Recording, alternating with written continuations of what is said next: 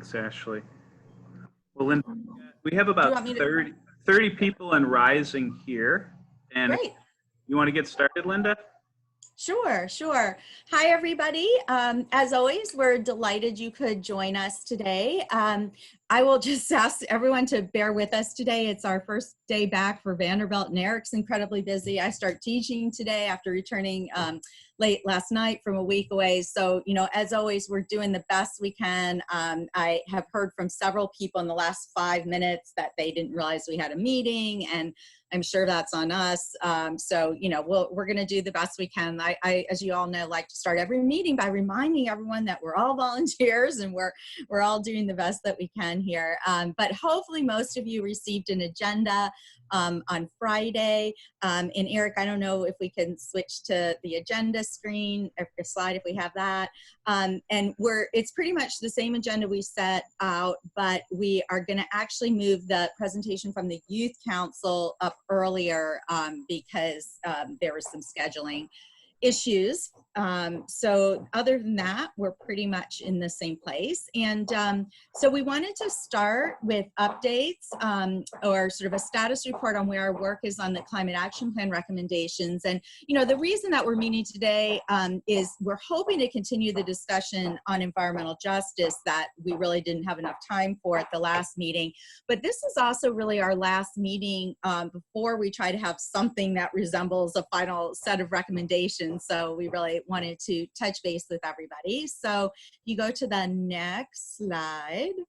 And as you know, Eric and I meet regularly with the subcommittee co-chairs, and we know they've been keeping you apprised of the status of our efforts this summer to try to finalize the spreadsheets and draft the accompanying narrative. But as I said, since it's the last, weeks of trying to wrap this up, we wanted to touch base, and this is just a reminder of our time frame, and we might even want to come back to that in a little bit, but we're really trying to stay on schedule. And Eric, if you want to go to the next one.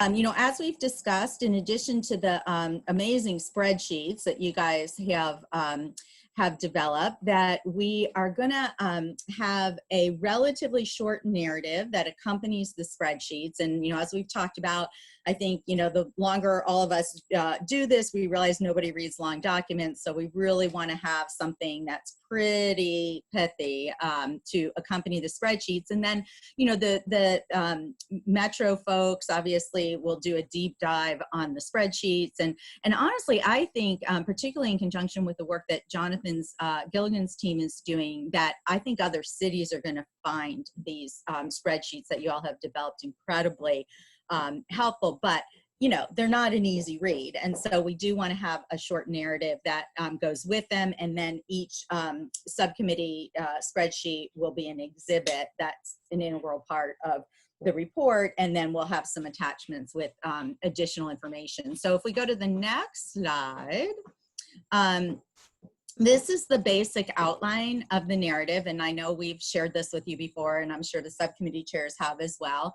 But just to recap, the idea is to provide background information about our committee's role, our objectives with this particular report, and how we approached our work. And then the body of the narrative will include a brief discussion of some overarching issues that apply to all of the substantive areas the subcommittees have worked on, including lock-in effects. Again, the importance of avoiding lock-in effects or taking the appropriate fork in the road when there's a big decision to make, to really be thinking further out about whether doing something today is going to prevent the city from ultimately reaching its mitigation targets. Environmental justice, which we'll hopefully talk more about today, but we're just really embarking on the process as a committee of ensuring from a process and substantive perspective that environmental justice is incorporated into all that we do. For now, I think what we want to do is really just emphasize how important it is that the city make a commitment to environmental justice and follow up on that commitment in its climate action plan. And we already know that Mary Beth and Mike Jameson think this is incredibly important. But what specifically it looks like has to be developed by the experts in our city, and that includes the people who are most effective. So, I think generally we need to look at this as a work in progress. really not just for environmental justice, but for everything. You know, we're going to issue some recommendations for the climate action plan this month, but our work is ongoing. And, you know, the city, it has to submit a plan in December, but it's really a living document that will be updated. And we've had a very short time frame. I mean, I'm just amazed at what people have been able to accomplish, you know, from when the committee started and the mayor asked us to do this to when the climate action plan was due. So, you know, again, the plan can be revised every year. Actions can be added or changed. And certainly in areas such as environmental justice, with there's so much more to do, this really needs to be viewed as sort of our first foray, and by no means, you know, a definitive set of recommendations. Other topics that we really want to hit in the overarching narrative are finance. This is one that John Sherman volunteered to put together, and that's just been incredibly helpful. He's done a lot of research, a lot of phone calls, a lot of drafting. And again, the idea here is that these are really tight times, right, from a budgetary perspective, and we need to be thinking creatively about how to finance all of these wonderful recommendations.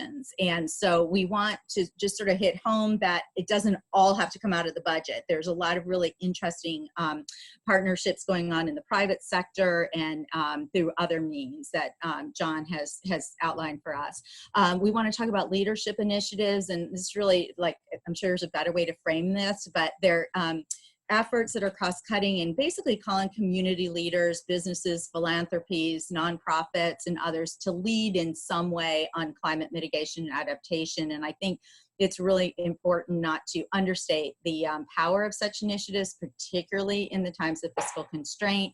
And then finally, we want to emphasize that the city really needs to have more dedicated staff for addressing sustainability issues. It's amazing what Mary Beth is able to do when she also has transportation in her portfolio. And Akili, who works with me at Environmental Law Institute, has done some really helpful research on this so that we can compare Nashville to other similar cities to show that we really need to step up our investment in staff to be working on these issues. And of course, we have wonderful people like Laurel in metro agencies, but most cities have way more dedicated staff than we do. And then we're going to have a section in the narrative about the Vanderbilt team's dashboard project that you've heard about, but Jonathan and his team will update us on that in a few minutes. And then the rest of the narrative will be half-page overviews from each subcommittee of the most important mitigation actions identified, including some long and short-term actions. And then with the spreadsheet itself, there'll be another more detailed narrative. So if we go to the next one, next slide. So where are we? Well, you know, we're pretty much on track. This is our big week to be wrapping up on sort of the substantive input so that we have, you know, over a week to try to put this all together into a report. I know you all know this, but just to recap what's happening this week with the subcommittees is filling in any missing information on the spreadsheets. And note, we decided that we're going to have to remove the mitigation estimates column and in most cases, some of the cost estimates. Some subcommittees were able to calculate mitigation potential reductions, and some were able to do costs, but most were not. And we're certainly going to include the work that has been done, but for most of them, we're not going to have a lot of detail on mitigation estimates. Now, Jonathan's team is going to try to fill in some of the actions that weren't in the calculations already performed for the wedge analysis that you all are familiar with, but that have high mitigation potential because we want this to get into his dashboard. And then the other thing I just wanted to mention is, as you know, we have an updated greenhouse gas inventory that Laurel briefed us on a couple of meetings ago, and we are also looking at, and the subcommittees are looking at whether that needs to be factored in some way with respect to the actions and also the mitigation potential. And I want to mention, we haven't talked about this with the subcommittee chairs yet, but Laurel did some really helpful work on this and identified that in some cases there are actions that were in the wedge analysis. And remember, the wedge analysis was calculating livable Nashville recommendations, but there were some recommendations or actions in there that didn't make it into the subcommittee's recommendations this time, and we just want to circle back and make sure that that was intentional, not to include them. So, I mean, bottom line here, as you can tell, there are a lot of pieces that we're trying to put together here. And if you go to the next slide, I know your subcommittee chairs have reached out to you, and that because I've heard back from some people who are able to help, and that's fantastic. We, welcome all volunteers. Nobody should feel like they want to be doing more but don't know how to do that. We would love, any help, but we also know people are really busy. Developing the spreadsheets took, I know, a huge amount of work. But if you have time over the next couple of weeks, there are definitely some things we could use help with. We have gotten some volunteers already on drafting and research. Places where we could really use some help is if you're good with spreadsheets. We want to try to get these spreadsheets to look somewhat uniform, and because every subcommittee had different issues to deal with and different materials to work with, they don't look super consistent right now. And if you have a talent for that and want to help with that, that would be awesome. Or in other ways to make the spreadsheets more user-friendly. For example, some cities have used icon systems, where things that, address finance are marked, with a certain icon, or things that, address environmental justice. So again, if you are interested in help with that, that'd be great. We also really are going to need some graphics for the report that pull out information into charts and that sort of thing. So if those are things you'd like to help with, we'd love to hear from you. Next slide. So what's next? We hope to have a final draft, still using the word draft, by the end of the month. And remember, this whole time frame was dictated by the need for the city to have our recommendations as they were drafting the climate action plan. So, and remember, again, what we're doing is very separate from the actual climate action plan itself. What we're doing is proposing based on our expertise and best practices, what we think in an ideal scenario the city should do. And then, of course, the mayor's staff has to deal with reality, budget constraints, political feasibility. But we wanted to have a roadmap out there for 30 years, not just short term, about where the city, needs to go. So that the next thing that's happening and in the process already is the development of the actual climate action plan. So again, we don't need to have this completely polished and perfect by the end of the month, but we need to have it distilled, sort of the big picture distilled for the mayor's staff, although they've been integrally involved in this as, we've been moving forward, but we want them to have the benefit of our thinking. And then, ultimately, we also are going to want to present this to the mayor sooner than later if we can. So anyway, you can tell that we're really pressed for time here. If things took a little longer in the subcommittees than we had sort of scheduled out, but which is totally understandable given how much there was to do and the fact that we're all volunteers. So I think the reality is that when we have a final draft to send out to the committee, we are going to ask you to review it pretty quickly, like within a couple of days. And again, this doesn't mean if you can't do it in that couple of day period that you've missed the boat. We will absolutely find a way to incorporate any points that we miss that you all identify or any concerns that you have. And you all are familiar, of course, already with your subcommittee spreadsheets. So if you have any concerns about the content of what your subcommittee's done, this is the time, this is the week to make sure that the subcommittee chairs or Eric and I know that, so that we can work out any questions or concerns about that. And as you know, the other subcommittee spreadsheets are available on SharePoint. So again, if you're someone who's going to want to really look at what every other subcommittee has done, while those might be tweaked somewhat, they're basically, what's going to go into the report. So again, this is the week. this week, maybe next week, where if you really want to look at those, this is the time to do it and to reach out with any comments. And, you know, again, the narrative is going to be less than 20 pages, so hopefully it's not going to take a long time to read.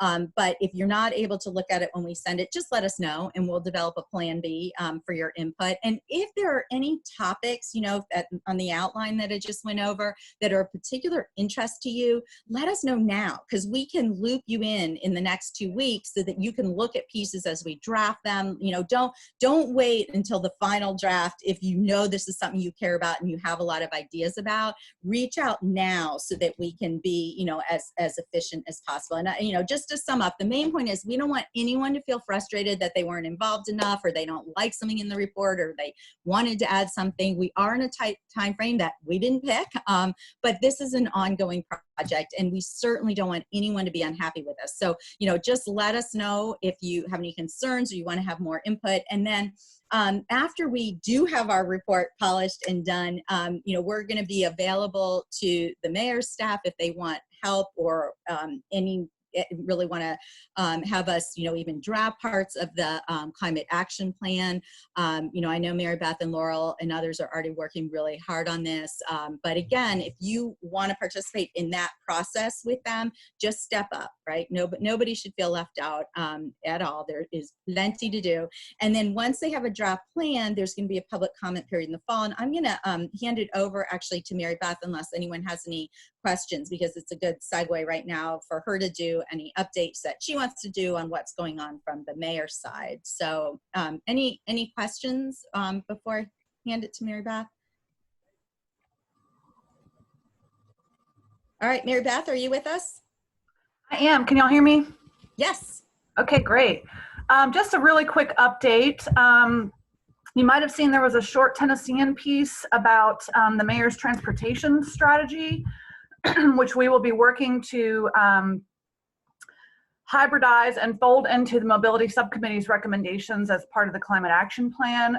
It's a 1.5 billion capital investment that we're discussing, and we're basically in the process of meeting with all 35, 40 members of council to get their feedback on that draft. It is very much a draft, and you know, with us not having the pressure of meeting Improved Act deadlines to put forward something like this for a voter referendum, we are actually soliciting open and honest council member feedback as a means by which to modify what's in that draft based on their feedback. So those meetings are happening now. We have several each day because there are so many members of council to get that feedback, and then we're writing a narrative to go along with that we can certainly use for the climate action plan. Very important, considering that there's a huge carbon component from transportation for this work. And then I did have just a 30-minute check-in with the mayor last week, and he is very interested in thinking about and talking about sustainability relative to the pandemic and positioning it as important for you know, public health, and then I believe just urban resilience in response for recovery coming out of the pandemic. He seems to think that the public will have less tolerance for risks such as health pandemics going as poorly as they have in the future, and wants to think about how sustainability and resilience can position us well for future threats like SARS-CoV-2. So we talked a little bit about that. He seemed to be very interested in the community's carbon emissions and how we can go about meeting our stated carbon goals. So I familiarized him with what those are based on what this committee is recommending out of the Energy Subcommittee on an 80 by 50 goal for both municipal operations and community scale, and then was able to talk with him about the work that Jonathan is doing on forks in the road and lock-in effects, and the great carbon scoring that has been submitted by sector by various subcommittees. Particularly the solid waste subcommittee had all of theirs just really nailed down. So we talked about that, and we talked about you know, what Jonathan and them are going to be doing on the lock-in effects, and that Linda and Eric would be coming in to meet with him along with me and Mike to brief him on what the scenario will produce on meeting 80 by 50. He seemed to be very interested in, are we going to meet that? And if not, what's the gap that we have to close? So I talked to him about the wedge analysis and what that produced, and then that we're basically mining all committee recommendations for other strategies with large carbon potential to add on to what the wedge analysis looked at. And that will be, we'll have some points in time by which we really need to accomplish things like major investments in public transportation and deep retrofits of residential commercial buildings, things of this nature in order to meet those carbon goals. So he's very interested in that.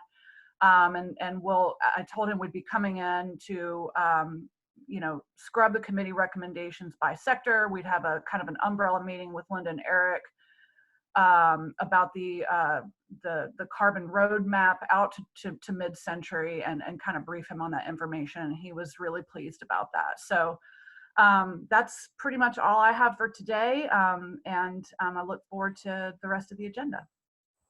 Mary Beth, thank you. And, hopefully at some point we can do some type of meeting where this whole group can talk to the mayor on Zoom, and it could be a public meeting, where this is presented so that, everybody can put their 2 cents in if they so choose. So yeah, I think that's a good idea. I just want to give you guys the appropriate time to get your content ready, and all the work is going really well and looks great, and I'm really proud of it. So thank you all. Thank you. So as I said, we're doing a little change in the agenda, and I'm going to hand it over to Oscar Fox and his team now.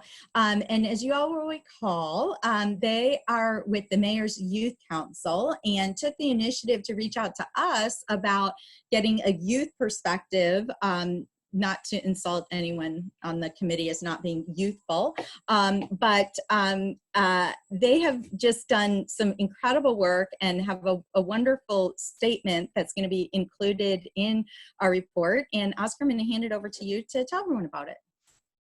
All right, well, thank you so much. Hi, everybody. I am Oscar Fox. I'm a senior at University School of Nashville, and I'm excited to be here to present the Mayor's Youth Council's page of the Sustainability Advisory Committee's report on the Climate Action Plan with my friend Maiwa Kasim. I'm going to hand it over to her to explain the process behind the page, but first I want to thank Heba Alali and Anissa Youssef from John Overton High School, who worked with us in writing the page, but unfortunately couldn't be here today. So I'm going to hand it over to you, Maiwa, to explain the process, and then I'll be back to properly read the page. Hi everyone, I'm Maya Kasim. I'm also a senior at USN this year, and I'm just going to briefly talk about the process for this plan. So first, when we were kind of creating this this vision for like a green future, we first kind of decided in terms of how we should approach this in terms of teens and younger people in our community. And part of one of the ideas that we did that we all brainstormed together was creating a survey of youth voices in Nashville. And through that survey, we were able to get information about what people specifically wanted changes in their infrastructure, in their schools, but also within their neighborhoods. And we were able to brainstorm parts of that. A lot of those responses were contextual to how education should be changed within our in relation to sustainability, how public services in terms of how they relate to teens should be changed, but also how teens can have opportunities to continue their advocacy in a legal level. And kind of through those responses, we were able to sort out kind of a general way of approaching kind of a way to make change for youth voices. I think that's good. Oscar, do you want to continue it? Yeah, that's perfect. So I'm going to read the actual page. It is called Visions for a Green Future, Hopeful Perspectives from Nashville Youth. All right.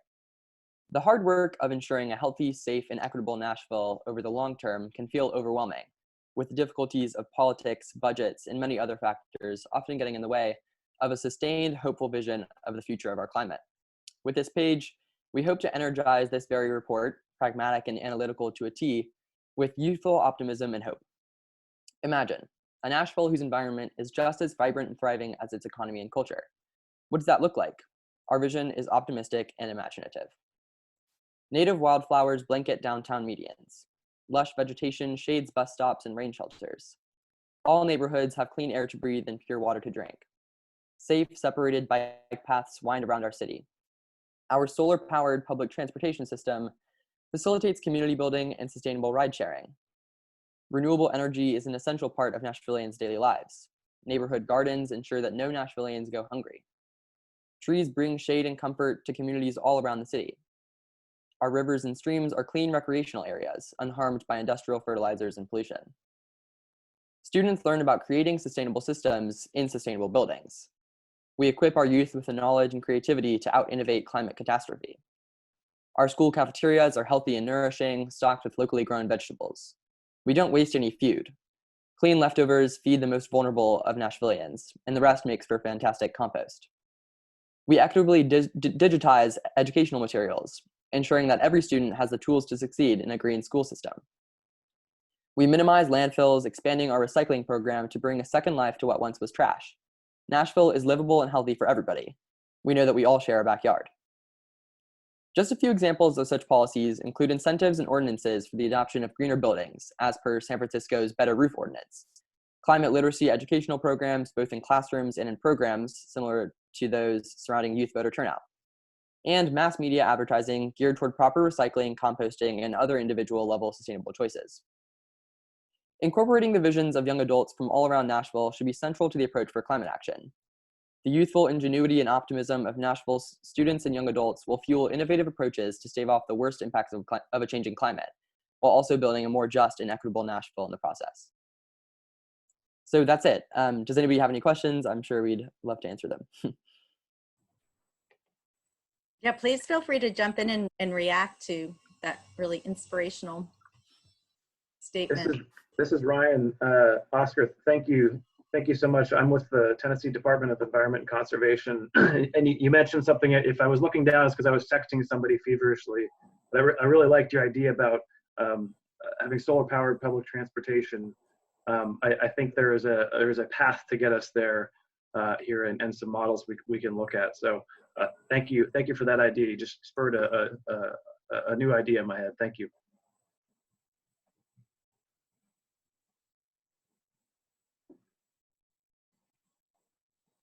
Anybody else want to jump in? Well, thank you so much to you and your entire team, and we'll be back in touch with you on getting that into the report. And Oscar also is the student body president this year, and so he has to leave now because he has to address the student body at USN. So Oscar, thank you. And thanks to everyone on your team. We're really, really grateful. And I think this is going to just make it a better and more inspirational report. So thank you. Well, thank you for having me. This is very exciting. Have a good day, everybody. Bye-bye. Thank you so much. So I think next on our agenda are Jacqueline and Janie to talk about their work on adaptation and resilience. Is that correct? I don't have the agenda written for me. Now, and everyone recall that when we took on this climate action plan project, we were initially focused only on mitigation, and then on the advice of ICLEI and basically the Global Covenant of Mayors, the mayor staff decided to include adaptation as well. So we actually, that sort of went on a separate track, adaptation component of the plan. And so we wanted them to update us on what is happening and what they're doing on the adaptation component. So I don't know, Jacqueline, is it over to you or Janie? Janie's got the floor, and then I'll finish it off. Yeah. And Ashley, we sent slides. Do you have them? If not, I may be able to share. It's just a few. I don't have the slides, unfortunately. Okay, let's see if I can share.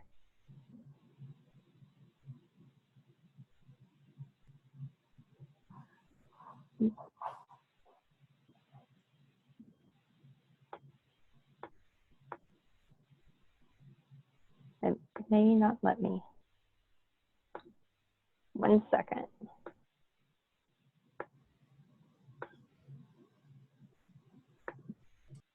All right. Can you see my slides now? Now we can. Nope.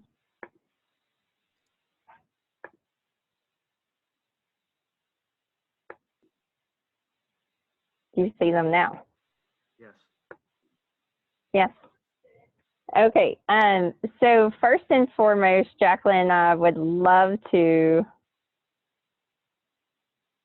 thank you all for your recommendations through spreadsheets and otherwise on linking your recommendations to adaptation and resilience considerations.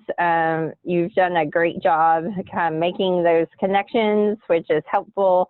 And we've been kind of parsing through as our committee those recommendations, looking at the different hazards and how they may apply, where there's synergies and things like that. We are working on a report outline that's somewhat separate, as Linda mentioned, from all the mitigation work that you all are doing. A report about adaptation and resilience. And so you can see kind of a condensed version of the outline here. So ultimately, we'll talk about just some background information about the goals and charge of our committee. This is going to be focused on adaptation for Nashville to go into the adaptation plan to help meet the requirements for the Mayor's Covenant. This is also kind of building the foundation for what we're going to be putting into temperate to help with kind of checking those boxes on compliance. But as part of this, we'll be defining adaptation and resilience and how that applies to Nashville and what that might look like. As you know, we're looking at 4 hazards: floods, tornadoes, extreme cold, and extreme heat. So as part of the report, we're going to speak to the history of these types of events in Nashville, historical trends, recent extreme events like the tornado in March and then the flood in 2010, and how Nashville has responded to those things, lessons learned. And then we'll be tapping into the projected climate data provided through temperate and other sources to look at what the future holds. So how are these trends going to continue? What does the future look like? And that informs how we need to prepare so we can be adaptive and resilient. And then we get into kind of the meat of the best strategies. And these are what are coming from your recommendations, as well as review of other climate adaptation plans and reports. So we're going to try to organize those by sector and by hazard. Jacqueline's been doing some great work on some tables to kind of help flesh this out. And a key theme throughout all this, we're talking about possibly using icons to indicate what of these actions have secondary benefits for equity, environment, or economy. So helping kind of make the case for why we would want to invest in some of the actions to provide some resilience and adaptation for the future. Then we'll have some key recommendations for actions, conclusions, and acknowledgements. And then I'm going to kick it over to Jacqueline now to talk about our timeline. Thanks, Janie. Yeah, so Janie kind of laid out our outline, and I want to echo her thanks in you guys all providing your recommendations per sector as it relates to adaptation. That has really helped us get a jump start, and we've been reviewing that. And so on this timeline slide, you can see we're spending the month of August to review those adaptation recommendations and hope to have the top 3 strategies in your guys' inbox next week to review and just get your blessing that we are on target, and it is something that we're able to then take to the metro departments. So the month of August, we're reviewing those recommendations and then working with Mary Beth right now to identify what SMART goals can those strategies feed up to. So those 3 top strategies would help inform what the SMART goals are. Those SMART goals are necessary so that we can be in compliance with ICLEI. So Mary Beth is creating those, and we're hoping to have our plan finalized, a final draft, at the end of August. And I say draft, it's a draft with a capital D, where it's still very much evolving. But with that final draft, we'll then set goal meetings with metro departments to make sure that each of the sectors that we're identifying those SMART goals for reflect their past efforts and learn if there's any gaps or if these SMART goals are feasible, and get their input. So we're getting that internal stakeholder engagement before we then in October take it to ICLEI, and we've got some consulting hours with ICLEI, and have them review it and give us feedback before we actually submit the final draft. So that'll be happening in October. And then with the final input from Metro and ICLEI, we'll then kind of reverse engineer those recommendations and goals into temperate to make sure that that obligation for compliance is being met as thoughtfully as possible. And then that takes us to November, where we'll be doing stakeholder engagement for the CAP, publicly, outwardly facing, and Mary Beth will be leading the charge on that, and we'll be supporting her on that. So next slide, Jeannie. So that's kind of the short and sweet condensed version of our timeline. We have a little bit of a longer runway than y'all, which is nice, and we are taking full advantage of it so that we can produce something that's thoughtful. And as it relates to this committee or the folks on this call, I think the next step that we want you guys to be on the lookout for is that we'll be reaching out to you sometime next week with those top 3 strategies. We just want to get your input if you have any before we move forward, so that we're all in lockstep together. So thanks, everyone. That's great. Thank you guys so much. That you've accomplished just a tremendous amount in a short period of time. It's really impressive. So I think next is over to Eric to talk about legislation, because we have been getting requests periodically to weigh in on council legislation, and we felt like we needed a process in place. So Eric. Okay, well, I'll be brief. Thanks for the queue up. But yes, it's true. We've had a couple of instances where members of Metro Council have reached out regarding different ordinances and have sought our input. And we obviously, as the Mayor's Sustainability Advisory Committee, want to position ourselves to provide thoughtful and meaningful input. But before we responded to the most specific recent example, which had to do with Dark Skies Association guidelines and light pollution reduction that are being promulgated in the city, Linda and I thought it would be prudent to talk with Mike Jameson and Mary Beth a little bit just about, process. And I think we want to position ourselves to be advisory in nature.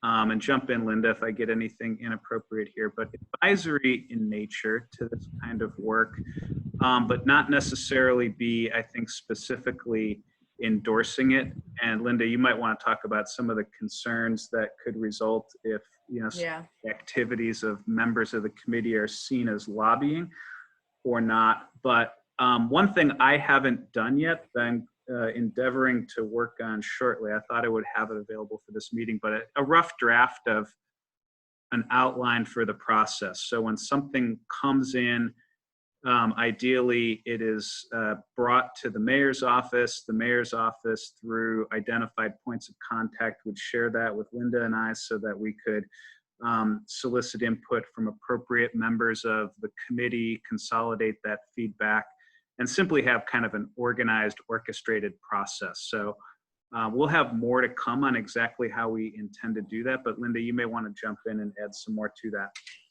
Yeah, no, I think that sums it up. I mean, what we were concerned about was having the committee officially endorse any legislation, because we are a big group with lots of different viewpoints, and there it does start to raise some lobbying concerns for those of us who work for organizations that don't lobby, and we also didn't think it was like doable to get everyone to sign off or weigh in on an official committee position on pieces of legislation. So what we are going to do, as Eric said, is we will circulate to the entire committee to say, hey, we've been asked our opinion. If you have an opinion, let us know.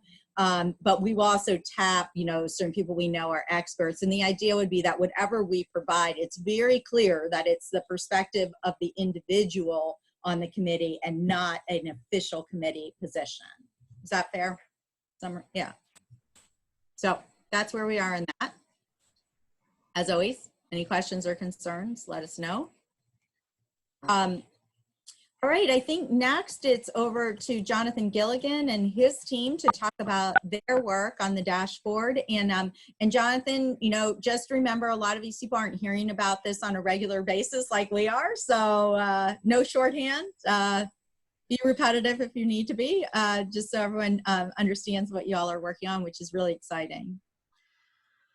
Okay, what we're working on is something that's really, it gets to what Linda was talking about earlier on, about if you have a huge long report, people don't have the patience to read through the whole thing, and it can become overwhelming. If you have a report that's 300 pages long, nobody's going to keep the stuff from page 20 in mind when they get to page 175. And spreadsheets can also be overwhelming in a couple of ways. First, nobody really has an easy time, no matter, somebody like me with a PhD in physics can get lost in page after page after page that's just tables of numbers. What the heck do the numbers mean? But also we can ask, where do these numbers come from? What are the assumptions that go into the numbers?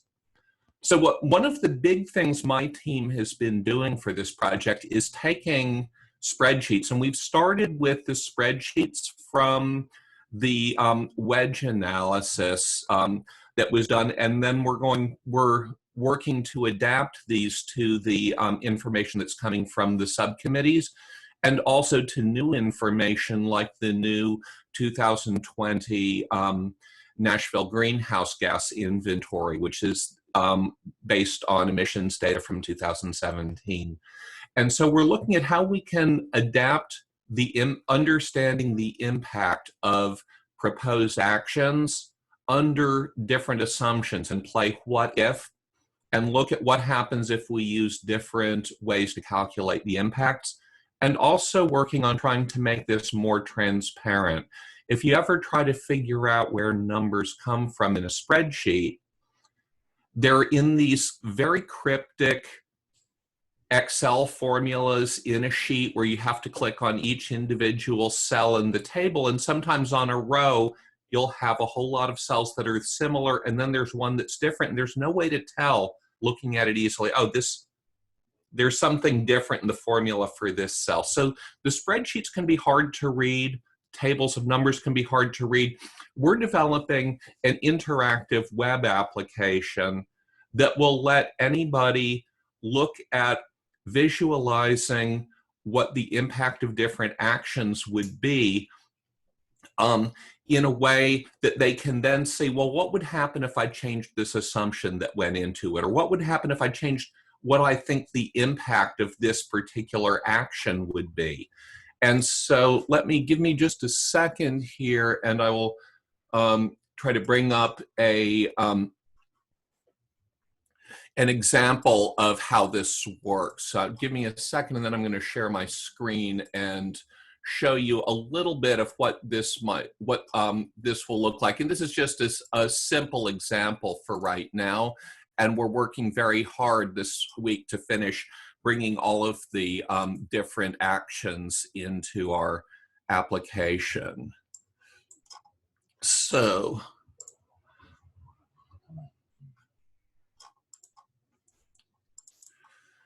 if you all can see the window that I'm sharing here, this is just and let me know if anyone's having trouble seeing this. This is one page of the dashboard. This is right now just showing actions related to converting all of the street lights and traffic signals in Nashville from using incandescent to LED bulbs.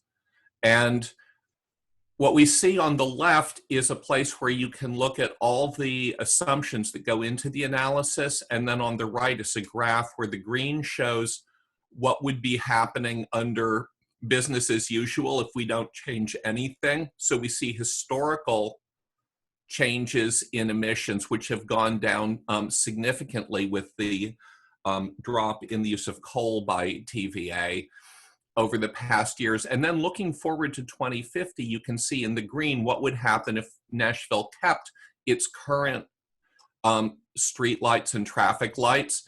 And then in the orange, what would happen if it starts in 2020 and over the next 10 years up to 2030 transitions everything to LED lights. And so you can see a significant drop in greenhouse gas emissions from about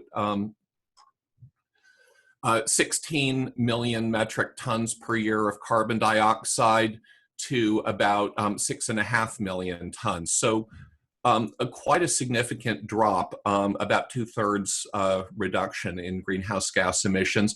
But then we can say, okay, what happens if I look at this under a different scenario for future electricity generation? And it would look like this.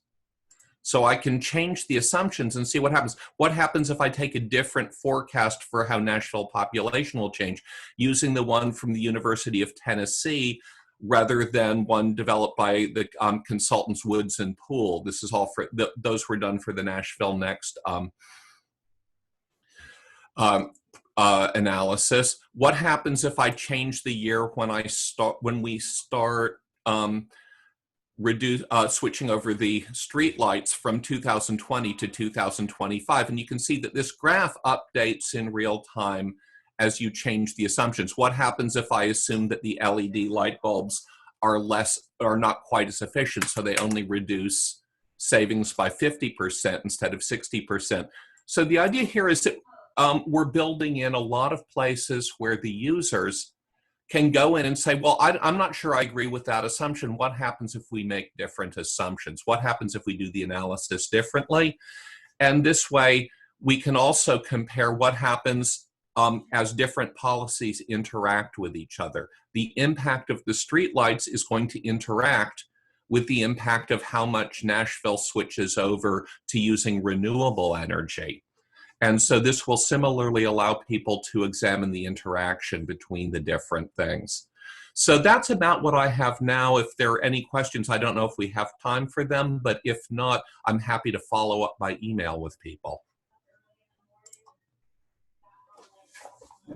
Well, Jonathan, that tool's looking really spectacular, and I know that it's true because we've been meeting a little bit with you on the side every week or two, that you're doing a lot more work, and that what you demonstrated just now is really just scratching the surface. So I think the major reaction that I had is, well, again, in addition to thanks for your expertise and your willingness to engage with some of your graduate students now and into the future on this so we can continue to develop it, is that we will need, I think, to really educate ourselves and the members of this committee so that they truly understand the power and the potential of the tool, and understand what the different data sets are, the different scenarios, the baseline versus the wedge, so that we can get the most impact out of this excellent work. And again, I just appreciate you for the effort on this. Yeah. Thanks for those comments, Eric. And I'll just mention, in parallel with this interactive dashboard, we're developing a detailed report. It's currently sitting around 80 pages, so it's more than anybody wants to read through, that explains in detail, step by step, all the methods that go into our calculation. And then I think you raise a very good point, which is we'll also be working on a user manual that will be a short document that explains in clear language what all these things are and what they mean, so that somebody doesn't have to wade through a long technical report. Jonathan, that's great. And you know, I was going to say, I think this is really cutting edge. And I think other cities, I'm glad you have an 80-page report, which you know I'm going to read, and we certainly hope the mayor reads. But no, really, like, to publish that, I think will be incredibly useful to other cities. And what I love about this is it makes all the work we're doing like living document, and you know, we can keep making adjustments and using, you know, the dashboard so that, you know, what you do today can be adjusted based on real life and what happens. And you know, we're doing a 30-year plan, and I think this is just an incredible tool. So thank you. If there's nothing else on that, I think we're going to turn to continue our discussion on environmental justice. We clearly needed a lot more time at our last meeting with the incredible panel of local experts that we have. They really only got to make opening remarks. So we asked if they could join us to continue the discussion today. We asked a little late, so I am concerned that Dr. Wingfield may not be on. There's a chance he is, and if you are— He's here. I see Dr. Wingfield. Oh, fantastic. Okay, he was not showing up on mine.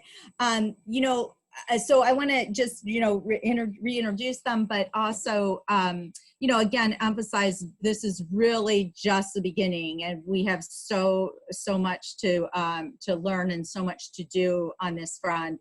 But we're incredibly fortunate to have as members of our committee, and hopefully a future member of our committee, Jason Carney, who's the president of the Tennessee Solar Energy Association and energy consultant. Professor Robert Wingfield, who's an associate professor at Fisk, also a member of the committee, and Tori Griffin, who is the organizing director at the Equity Alliance. And we did much more detailed introduction of their credentials last time, and I'm happy to send around their bios, but we're really fortunate to have them. And we had actually posed a few questions last time for the panel to discuss, and really, as I said, essentially they just got to make opening remarks. So you know, I want to hand it over to them to talk about whatever they want to talk about. I, you know, can just tell you that one of the questions we had asked them were, what are the most pressing environmental justice, climate equity concerns for our city? And I think, you know, they already talked about that. Some may want to add. We, you know, asked about what processes that we should be using to ensure that climate action plan fully incorporates environmental justice and climate equity. And we have several other questions, but let me turn it over to them. And, you know, I hope people will also be jumping in and asking questions and participating. So I don't know, Dr. Wingfield, do you want to start us off?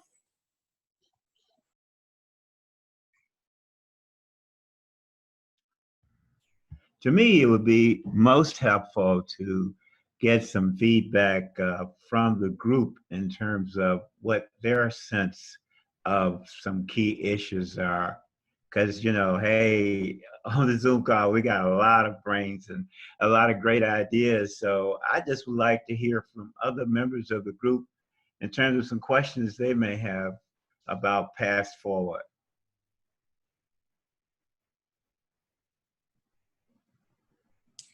Everybody just jump in.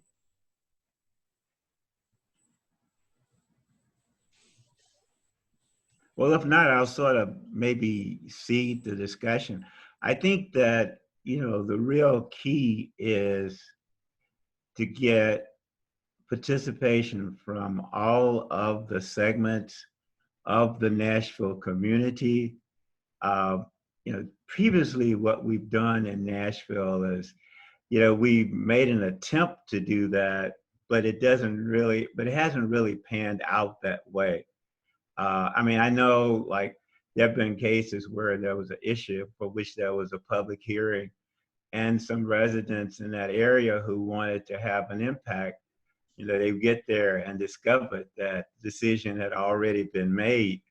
So, you know, their voice was not heard.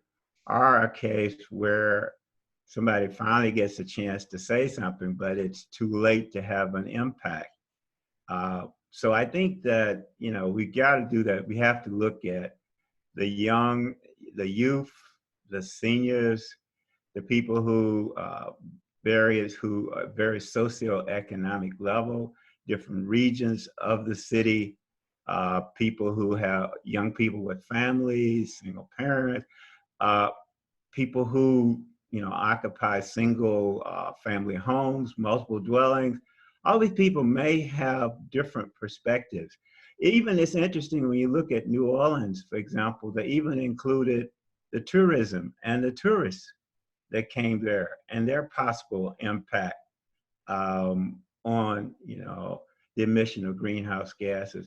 So we need to make sure that by whatever way we want to cut the pie, that everybody has some input. And I'll just give you an example for, as I said, part of the problem in Nashville we have is the systematic movement of low-income people out of the center city, for example. And if you look at the Nashville Next plan, which we all held as great best thing next to sliced pie, that there's still some inequities there. Okay, there's this one area of North Nashville, north of where the university is, north of Jefferson Street, between 18th and 28th, you look at that scheduled to become like Germantown. So you're replacing all of these small single family homes in a nice neighborhood with multiple dwellings, okay?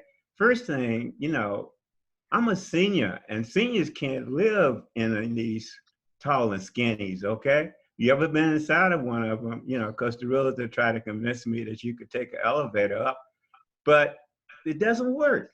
We really have very little housing for seniors in this town. The reality is very, very little low income. So there was a guy who came to this final public meeting who lived in that neighborhood, and he was concerned, but he was too late because the Nashville Next plan was almost done. And just one quickie thing here too, I was at a public hearing where they were doing the work on Dixon Road, and I'm a novice in terms of transportation theory, but the overriding theory in Nashville is that you have to have high density population to have effective mass transit. That then destroys all your single family homes, go to multiple dwellings so that you can have mass transit. So we got to think about that.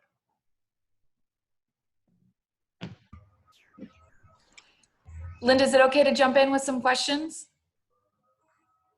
Absolutely. Okay, great. Dialogue. Dr. Wingfield, my name is Erin Hafkinshaw. I'm with Vanderbilt University, and I could not agree more. And I was really struck with the comments that Dr. Wright made during our previous call about, it seems like in New Orleans, they've been successful because their community engagement wasn't just around, this plan over here or that plan over there. It was really a much longer period of time.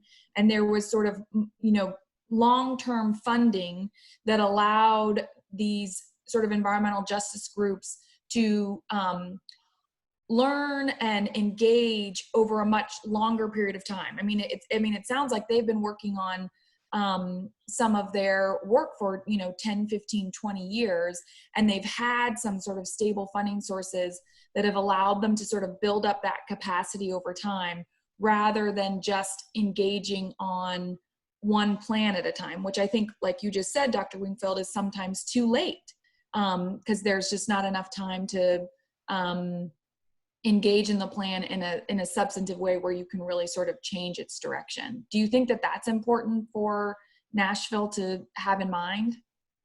Oh, definitely, definitely. All these things tie together and build on each other.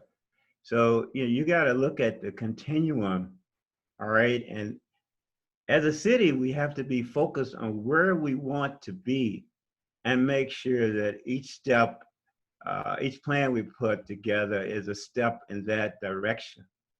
And Nashville will not just be run by, the privileged few who sit around in the country club and make decisions. It's the guy on the street, okay, that has equal input, So yeah, you gotta build and you gotta connect the pieces. I'll jump in real quick. Go ahead, Jason. Okay. No, go ahead, Mikhail.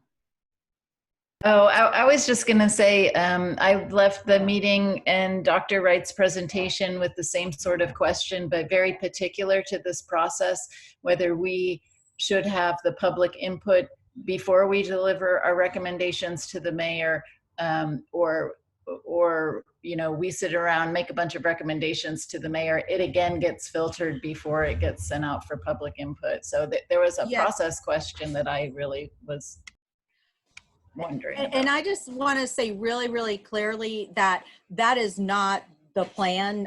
You know, the plan is basically to, as the Urban Sustainability Directors Network consultant said, to sort of put a pin in it for this iteration, which is, this is an incredibly important issue that we're, you know, deeply committed to, but there literally hasn't been the time to do the process necessary, and that while there may be some recommendations in the subcommittee spreadsheets, that those shouldn't even be implemented without, you know, meaningful input. So apparently other cities have been in this situation where they had too short a time frame to meet, you know, like just the schedule that the climate action plans were on. So I was going to do this offline, but I'm really hoping that Erin has been working on this a lot, that we can put that sort of placeholder there, but we really hope that Tori and Jason and Dr. Whitfield can help with that language. So I just wanted to clarify that the plan isn't to have recommendations that are done. There's simply not enough time. Yeah, so to add to or piggyback, first, I just continue to appreciate Eric and Linda for the opportunity. Hopefully you can hear me, and sorry I'm multitasking at the time, but I'm in a parked car if you just wanted to know. So Dr. Wingfield, he hits it on the head. I was really more here for the comments because I felt like I got a chance to throw out all of my thoughts and didn't get a chance to hear from, as Dr. Wingfield said, all the bigger brains in the audience.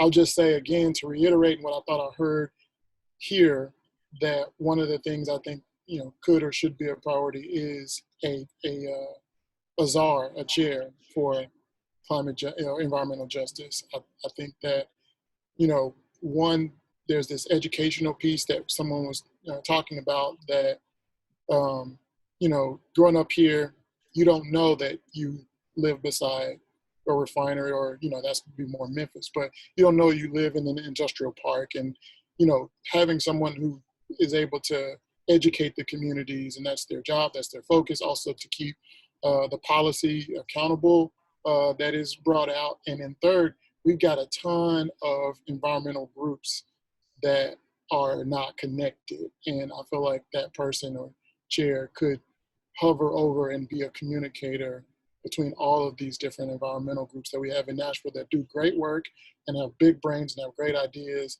but that their collective power is missing because, you know, they kind of operate in silos. So I said all I needed to say on the last one, but I think that's what I just wanted to highlight, because I think I heard someone talk about that position. I think that's a need. So thanks. And also, I mean, to pinpoint Jason, to go back to Jason's point about environmental groups and working in silos, there's a tendency to get really academic and heady, because let's face it, environmental and climate change, they are not fun activities to discuss and talk about.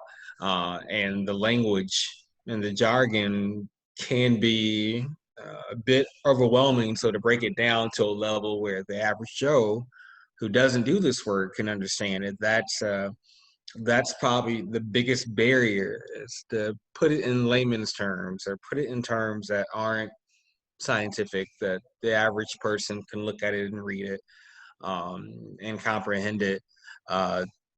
And really just having the conversation, like if I was explaining to someone how to make scrambled eggs in the morning, and that might be the simple, simplify it. I mean, and I think that's the difficult piece for, and sorry for the academics on the call, but that's probably the most difficult part for academics, is to break it down to such a level where a 5-year-old can understand it. and knowing that the average person who we just had a tornado, what, in March, give or take, and a lot of people don't know that that tornado is an environmental justice or it's a climate change issue. They don't think of it in terms of that. A tornado hit, my life got destroyed, and that's it. Or I live near a coal power plant, and my kid has asthma. That's all they're thinking about. They're thinking about it from that aspect. They're not thinking about the air quality, the water quality, or anything else. And so how to bring it to the everyday lives, that this is a condition because of XYZ, and really having those conversations. I think that's how you bring it to a level where folks who are affected by environmental injustices can really be a part of the conversation. So.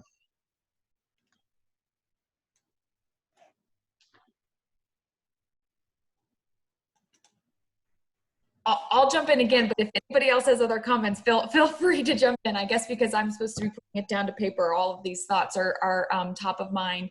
But that was another issue that I was thinking of, is sort of the transition from some of the more traditional environmental justice issues to climate change. And Jason, in the last call, I thought that you did a really good job thinking about how to think about sort of climate change in these terms. When you think of communities that have a much more robust environmental justice infrastructure, it often is environments that have had the refineries that are sort of right there. It's a much more tangible thing for people to respond to.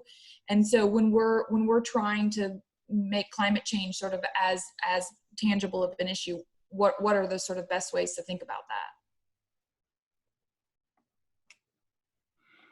Yeah, I would just say that, when you look at, climate change, you think of mitigation and adaptation and resilience.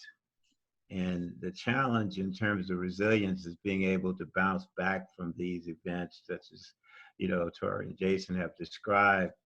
And that's not equal for everybody, okay? And that we have to address as we move forward. You think of people who live in a trailer park in a tornado, okay, they're great risk, right? Because they have, so what could you do in terms of your planning, to facilitate, a situation like that? Or what they found in New Orleans, and Beverly alluded to this too, was that in terms of the formulas that FEMA used, if you're trying to rebuild your home, say, in a low-income area, you're less likely to get adequate funds than if you live in an upscale area. And that's what they found in New Orleans was the case. You go still down the Ninth Ward in some parts of New Orleans, and it still hasn't been built up, years later. So we've got to somehow make that a equal playing field. I don't separate environmental and climate justice. I think that they're very, very connected. All right. And education is a part of that too, making people in all parts of the community aware of what they need to do to protect themselves in case of a flood, a tornado, a high wind event. So part of our program at Fisk University has been holding workshops across the city with various populations to make them aware of, the risk you face in Middle Tennessee and how you prepare for a tornado or a flood. I mean, for example, this one young lady attended our event in February. We mentioned the importance of when you go into your safe spot, you have adequate helmet protection and shoes, etc. And she followed that just a few weeks later. So she actually had a helmet and shoes on when her house was demolished by a tornado. She said, "Robert, I got glass in my shoes, but they survived okay." So, we got to make it a level playing field. So educating people as to how we live, where we in a situation where we're going to have these climate change events. is important. And then on the mitigation side, in terms of how people can reduce their use of energy, you're talking about breaking it down so everybody can understand it. When we do things in the summer with the little kids, you know, we teach them, you turn the water off when you're brushing your teeth. You just don't sit there and run the water. You close the refrigerator, you turn the lights out. All of that is what? Mitigation. So it's breaking it down so the average citizen can understand, you know, what you mean if you want to reduce greenhouse gas emissions. Just the other day in a class, trying to get somebody to understand what greenhouse gases were. During the summer, working with the little kids, I said, it's just like sleeping under a heavy blanket, okay? So it's something that they can understand and relate to. And then also planting trees. I mean, you know, that's important. That's one way we can, you know, get some of this carbon dioxide out of the atmosphere. So, you know, we have to, and then, you know, all of these things tie together, but make it understandable, as Tori was said, because you want buy-in all across the city. And also, like when we talk about populations, and there's a population that doesn't get discussed or talked about. You have returning citizens, you have ex-offenders, you have sex workers, you have people that, you know, unfortunately, they may looked at as the least of these in our societies, or less than, but they're still a part of our community, whether we like it or not. And those people definitely don't get talked about or addressed. And Janie, she put something about renters. When I look at renters, we think about, you know, people who rent houses, but folks in apartment complexes, those folks don't get discussed and talked to. And I think it's a horrible, I think about the time in voting, when we're calling folks, we're always calling, you know, homeowners.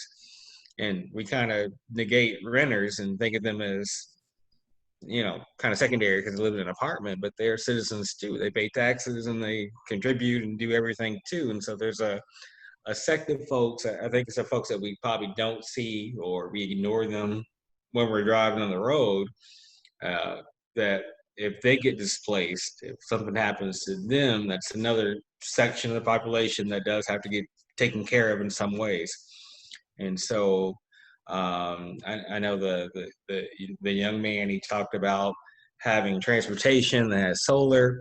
I mean, things like that, they create jobs. And so we have to think in terms of all these, you know, projects. And Jason left, but Jason's great at this, putting solar panels on homes and roofs, and those kind of things. Those are sustainable jobs that, you know, move people to the middle class. And so when you think about that I want to call them that subpar population, but those folks who are kind of low income, or especially now in COVID, where a lot of the jobs are not returning, you have a new way for people to get income. And so thinking of ways that you turn a negative into a positive and giving people options.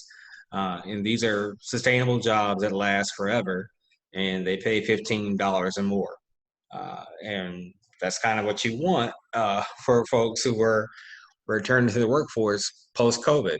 And when I think of COVID, I mean, it's an airborne virus. And I think of that as a big environmental climate change option that we're not even thinking about. But everybody got hit by it. Everyone's impacted by it. Like I don't think anyone on this call can say that the COVID if it hasn't hit you personally in a way where you're sick, you felt it.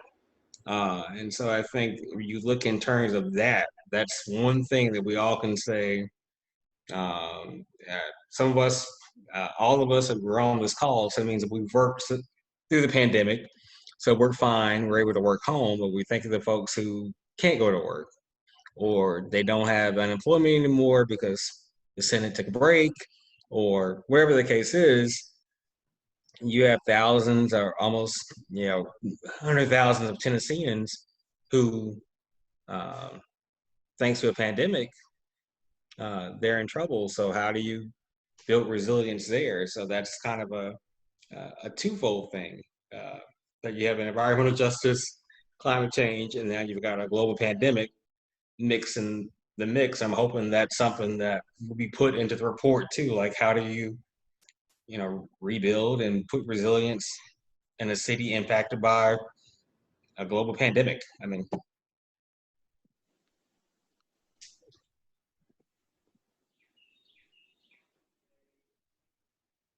I have a really tactical question. My name is Jacqueline with the Tennessee Department of Environment and Conservation. And Tori, I entirely agree that jargon is one of the biggest barriers. And for TDEC, I do external affairs, so I conduct all of the public hearings, and we aim to draft those public hearings at a 6th grade reading level.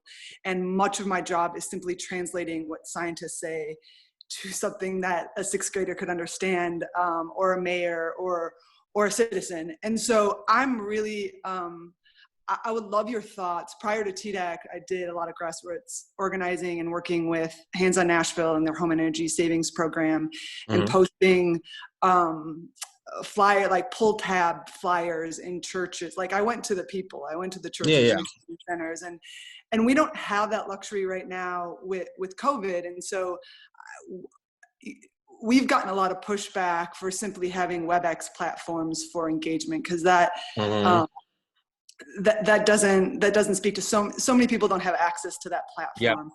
So what are just some straight ahead, just tactical ways that we can do a good job for stakeholder engagement and not just check the box during a time like COVID? Yeah. So I work for the Equity Alliance, and our big thing is to reach out to voters. And so because of COVID, we can't do the normal knock on doors and events that we do. So our organizers, we're doing phone banking. So we have a list. It's called VAN. It has everybody, who voted. We have their numbers. If you get a call from us, please don't hang up. We're just asking you to go vote. This is how we're reaching out to folks. And so that could be a thing that in the future, when there's the public, if you're doing surveys or just doing kind of public opinion, honest to God conversations on the phone.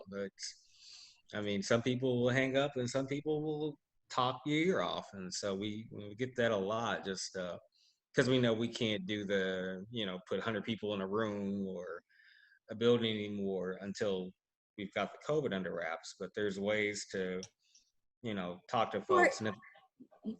Yeah, I was wondering, are you using like landlines, or do you get cell numbers? And, yep, we get land and phone, and land and cell. So. And cell, and do you ever text as well? We text as well. So we have there's plenty of text apps like Hustle that you can text folks. You can send them a link. You can ask them questions over text. I mean, there's plenty of tools that, you can use to reach out to folks. Do you have a sense in Nashville statistically, Jacqueline was talking about WebEx doesn't work because not everyone has access. Does a much greater percentage of the people that we want to include have cell phones than? Oh yeah, most of the, I'm not sure many people who and it's probably older folks who have landlines, but I know people my age. I don't know any of my friends that have a house phone. Like, we all have cells. And I guess I don't know what the right word is, but is there a digital divide when it comes to cell phones, or not nearly as much of an issue, like a huge percentage of the population has cell phones? Well, I think it boils down who has an Android or an iPhone. And I think that's the biggest war there. If I get a text and it comes up green, I judge in my head. But other than that, I think everybody has some access to a cell. If it's a smartphone, my dad still has a flip phone, but I think, for the most part, cells. Yeah. I mean, do you know of any cities or really anyone that has developed some? I feel like what we need is, obviously to systematize this as much as possible, to weave into the fabric of, everything that the city does, in terms of sort of protocols, right? So if you're doing a project, and I'm not this is, you know, a panacea by any means, but are there some best practices out there that you're aware of that, you know, Metro folks could use when they're doing a project that kind of says, okay, you know, do you have a strategy for reaching out using, you know, cell phones? Do you have, you know, I say it'd be so simple as a little checklist, but I feel like we need to find some ways to routinize this with best practices.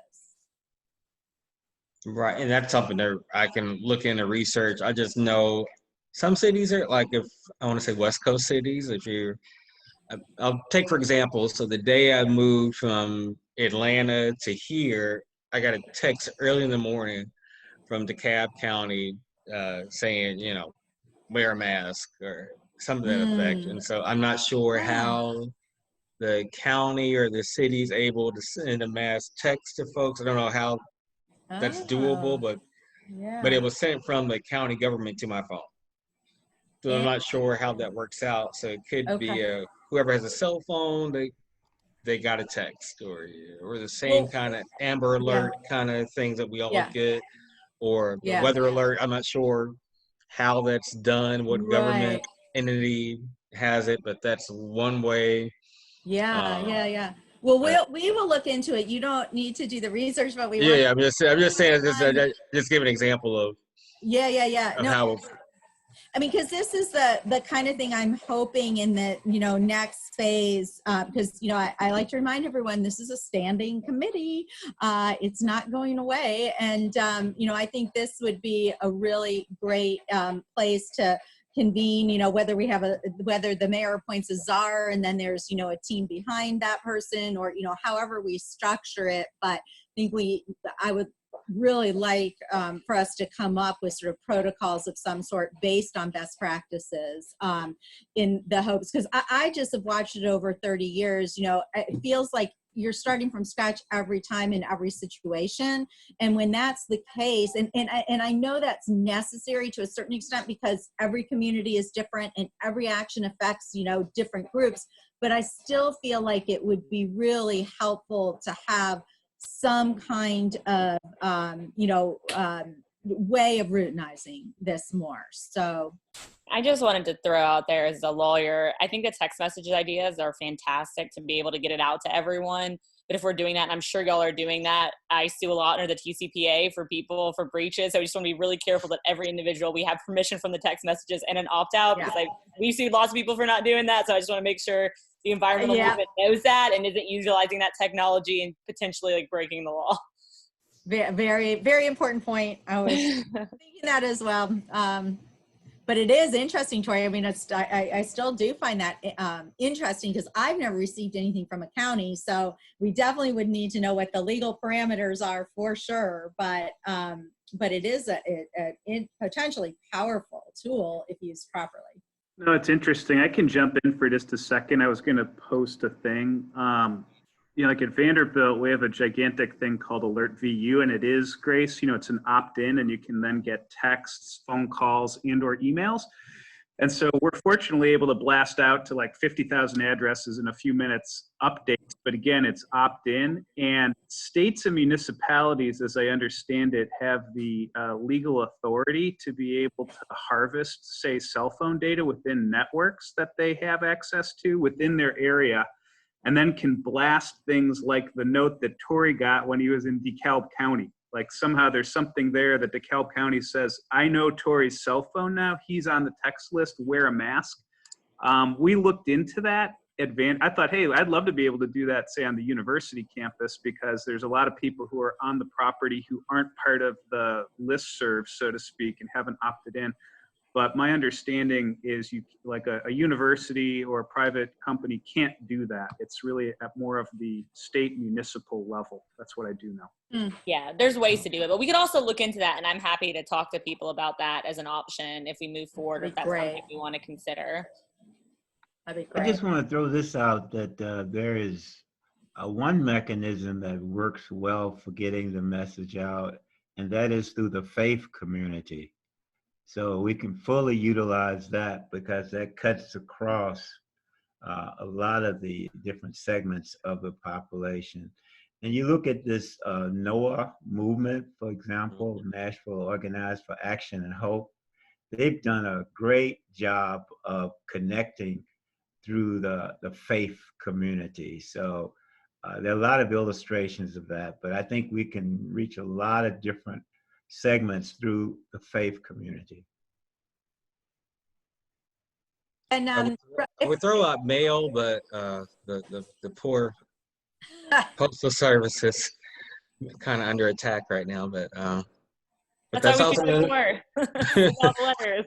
that's always another way to reach out to people too. Is good old U.S. mail, but. And Dr. Winfield, if there's anyone in particular that you think from that group we might want to ask the mayor to invite to be on the committee, if there's anyone who would be interested, that would be really helpful as well. Well, Reverend Edward Thompson is one of the leaders of that group, and he's a great guy, and they're doing a marvelous job. So he'd be a great person to reach out to. Can we use your name? Yes. Yeah. Yeah, we're good friends. You know, we all support the same causes and everything. So yes, yes. You can also connect with Interfaith Power and Light. There's a Tennessee group. So with them, they have a lot of different denominations that meet monthly, or now they're meeting online, and they have a very good network as well. And I feel like they've done a lot of environmental work because I've seen them at tons well, they have. I mean, that's their whole focus. They'd be good for that. Yeah. Thank you. Eric, I'm mindful of time. Did you want to wrap this up? We've taken a lot of our. Sure. Yeah, I just noticed. Yeah, it's almost 11:30. Well, we covered a lot of ground today. I again want to thank everybody on the call, but also really particularly Linda. I've been up to my eyeballs, as I think many of you know, trying to figure out how to reopen Vanderbilt University as safely as possible, and that's been a fascinating and all-encompassing journey as we start to welcome our undergrads back today. And Linda has really been carrying a lot of water, so to speak, on this. And I just want to give a shout out to her and an appreciation to her, and also to Dr. Wingfield. Tori, also thank you for being back today. I know Jason had to drop, and to continue this dialogue. And I would just say, you know, on this particular second part of the meeting in this dialogue, I think this was pointed out by the speakers last time, is this is an inclusionary type of dialogue that just by its nature just has to keep happening. We're never going to reach a place on this topic where we can say we're done. So I'm just really pleased that we're discussing it, and we're thinking about additional mechanisms to have this conversation penetrate more of the community. And I think we all share in a commitment to an ongoing conversation on these really, really critically important topics.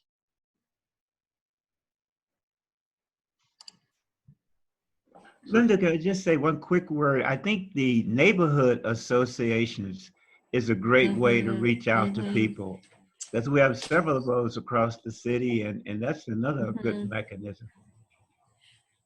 That's a great idea as well. Kaylee, we'll get together and talk about that. Well, thank you all so much for taking the time. Thank you. Thank you very much. Thanks for hosting, y'all. Bye. Thanks so much. Thank you.